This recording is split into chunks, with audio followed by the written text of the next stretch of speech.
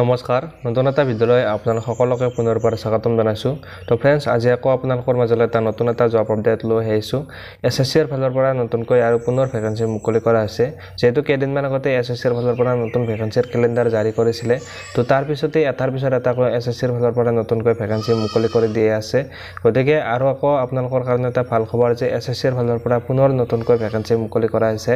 আৰু এছএছচিৰ ফালৰ পৰা যিখিনি এবাৰ নতুনকৈ ভেকেন্সি মুকলি কৰা হৈছে ইয়াৰ এই ভেকেন্সিখিনিত আপোনালোকে কোনে এপ্লাই কৰিব পাৰিব এই ভেকেন্সিখিনিত এডুকেশ্যন কোৱালিফিকেশ্যন কিমান বিচাৰিছে লগতে এই ভেকেন্সিখিনি কোনটো ডিপাৰ্টমেণ্টৰ ফালৰ পৰা মুকলি কৰা হৈছে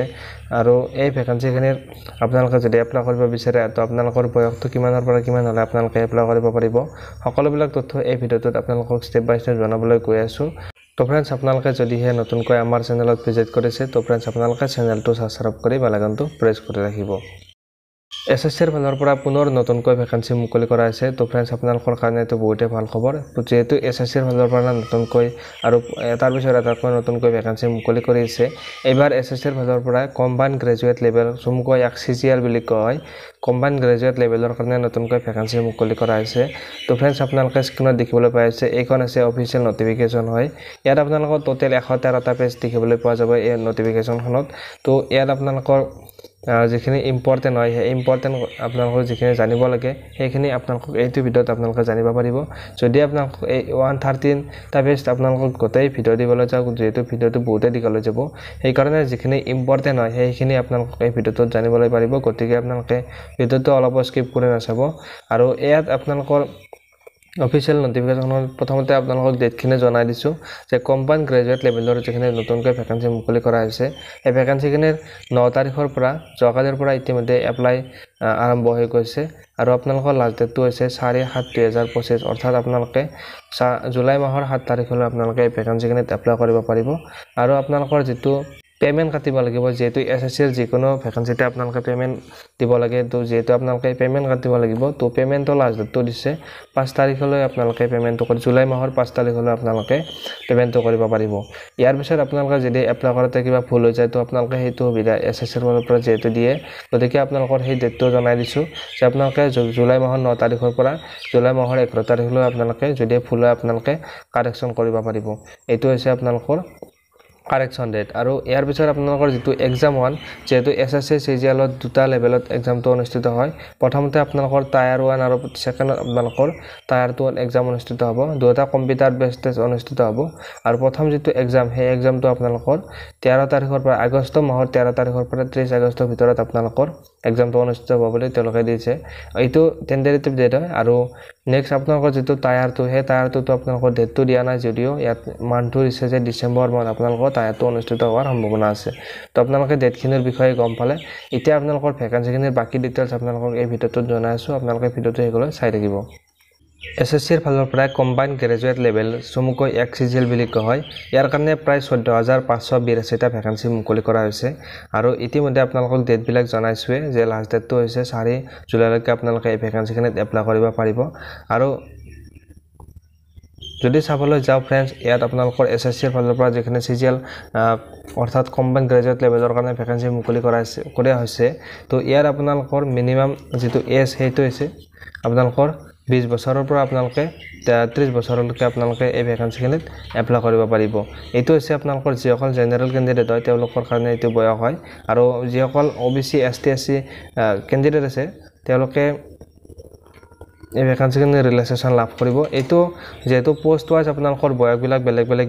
বিচৰা হৈছে গতিকে আপোনালোকৰ যিটো এছিষ্টেণ্ট ছেকশ্যন অফিচাৰ হয় সেইটোৰ কাৰণে এই বয়সটো হয় 20 বছৰৰ পৰা 30 বছৰ 2 নম্বৰৰ যিটো পোষ্ট হয় সেইটো হৈছে এছিষ্টেণ্ট ছেকশ্যন অফিচাৰ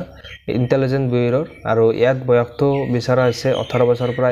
30 বছৰলৈকে আপোনালোকে এপ্লাই কৰিব পাৰিব নেক্সট 3 নম্বৰটো হৈছে assistant section officer ministry of ৰেলৱেৰ ফালৰ পৰা এইটো মুকলি কৰা হৈছে ইয়াত আপোনালোকৰ বয়সটো 20 বছৰৰ পৰা 30 বছৰলৈকে আপোনালোকে এপ্লাই কৰিব পাৰিব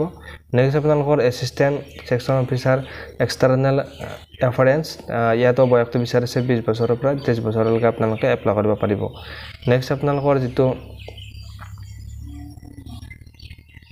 এছিষ্টেণ্ট ছেকশ্যন অফিচাৰৰ AFHQ এইটো হৈছে মিনিষ্ট্ৰিটিৰ AFHQৰ আৰু ইয়াত আপোনালোকৰ বয়সটো বিচাৰা হৈছে 20 বছৰৰ পৰা 30 বছৰলৈকে আপোনালোকে এই ভেকেঞ্চিখিনিত এপ্লাই কৰিব পাৰিব অৰ্থাৎ এই পোষ্টত আপোনালোকে এপ্লাই কৰিব পাৰিব ইয়াত বিভিন্ন পোষ্ট আপোনালোকে দেখিবলৈ পোৱা যাব যদি গোটেইবিলাক পোষ্টৰ বিষয়ে আপোনালোকক ক'বলৈ যায় ভিডিঅ'টো বহুতে দীঘলে যাব গতিকে আপোনালোকক যিখন ফুল নটিফিকেশ্যনখন আপোনালোকক লিংকটো ডেছক্ৰিপশ্যনত দি দিম আৰু ইয়াত আপোনালোকে পোষ্টবিলাক ভালদৰে এবাৰ চেক কৰি চাব পাৰিব আৰু ইয়াৰ পিছত আপোনালোকৰ যিটো বয়সৰ ৰিলেক্সেশ্যন সেইটো আপোনালোকক জনাই দিছোঁ ইয়াত আপোনালোকৰ যিটো বয়স ইতিমধ্যে আপোনালোকক জনাইছোৱে যে 18 বছৰৰ পৰা মিনিমাম বয়সটো বিচৰা হৈছে আৰু পোষ্ট ওয়াইজ বয়সবিলাক বেলেগ বিচৰা হৈছে যেহেতু কিছুমান বস্তুত 20 বছৰলৈ বিচৰা হৈছে আৰু কিছুমান বস্তুত আপোনালোকৰ 20 বছৰৰ পৰা 30 বছৰলৈ বিচৰা হৈছে আৰু কিছুমান বস্তুত আপোনালোকে 18 বছৰৰ পৰা 30 বছৰলৈকে বিচৰা হৈছে বয়সবিলাক আৰু ইয়াত আপোনালোকৰ যেহেতু প্ৰথমতে জনাইছিলে যে আপোনালোকে ৰিলেক্সেশ্যন লাভ কৰিব আৰু ৰিলেক্সেশ্যনটো আপোনালোকক যিসকল ST/SC কেণ্ডিডেট আছে তেওঁলোকে 5 বছৰ ৰিলেক্সেশ্যন লাভ কৰিব অৰ্থাৎ আপোনালোকৰ যিটো বয়স ধৰি দিছে তেওঁলোকে তাৰ পিছত আপোনালোকৰ 5 বছৰ যোগ হৈ যাব আৰু ইয়াৰ পিছত আপোনালোকৰ OBC কেণ্ডিডেটসকল 3 বছৰ ৰিলেক্সেশ্যন লাভ কৰিব যিসকল PWD আনৰিজাৰ্ভ কেণ্ডিডেট আছে তেওঁলোকে 10 বছৰ ৰিলেক্সেশ্যন লাভ কৰিব PWD OBC কেণ্ডিডেটসকলে 13 বছৰ ৰিলেক্সেশ্যন লাভ কৰিব আৰু যিসকল PWD ST/SC কেণ্ডিডেট আছে তেওঁলোকে 15 বছৰ ৰিলেক্সেশ্যন লাভ কৰিব এতিয়া আহিছোঁ এডুকেশ্যন কোৱালিফিকেশ্যন যেহেতু ইয়াত কম্বাইণ্ড গ্ৰেজুৱেট লেভেলৰ ভেকেঞ্চি হয় তো ইয়াত আপোনালোকৰ মিনিমামটো কোৱালিফিকেশ্যন আপোনালোকৰ গ্ৰেজুৱেট পাছ কৰা হ'বই লাগিব তো আপোনালোকে এই ভেকেঞ্চিখিনিত এপ্লাই কৰিব পাৰিব আৰু তথাপিও আপোনালোকৰ পোষ্ট ওয়াইজ ভেকেঞ্চিবিলাকৰ কোৱালিফিকেশ্যন বেলেগ বিচৰা হৈছে ইয়াত জুনিয়ৰ ষ্টেটিষ্টিকেল অফিচাৰৰ কাৰণে আপোনালোকৰ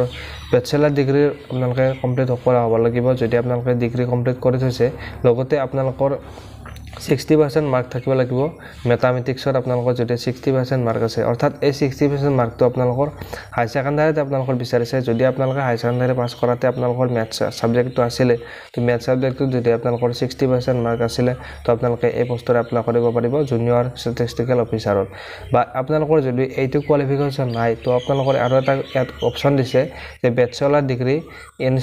উইথ ষ্টেটিষ্টিক্স আপোনালোকে যদি ষ্টেটিষ্টিক্স সাবজেক্টৰ পৰা আপোনালোকে বেচেলাৰ ডিগ্ৰী আপোনালোকে লাভ কৰি থৈছে তো আপোনালোকে এই পোষ্টত আপোনালোকে এপ্লাই কৰিব পাৰিব এইটো আপোনালোকে নিশ্চয় বুজিবলৈ এবাৰ আহিছোঁ যিটো ষ্টেটিষ্টিকেল ইনভেজিলেটৰ যিটো গ্ৰেড 2 ভেকেঞ্চি আছে পোষ্ট আছে এই পোষ্টত আপোনালোকে যদি এপ্লাই কৰিব বিচাৰে তো আপোনালোকে যিকোনো ষ্ট্ৰীমৰ পৰা আপোনালোকে যদিহে 3 বছৰৰ ডিগ্ৰী আপোনালোকে কমপ্লিট কৰি থৈছে উইথ ষ্টেটিষ্টিক্স সাবজেক্টৰ পৰা তো আপোনালোকে এই ভেকেঞ্চিখিনিত আপোনালোকে এপ্লাই কৰিব পাৰিব বাকি যিবিলাক পোষ্ট আছে সেই পোষ্টবিলাকত আপোনালোকৰ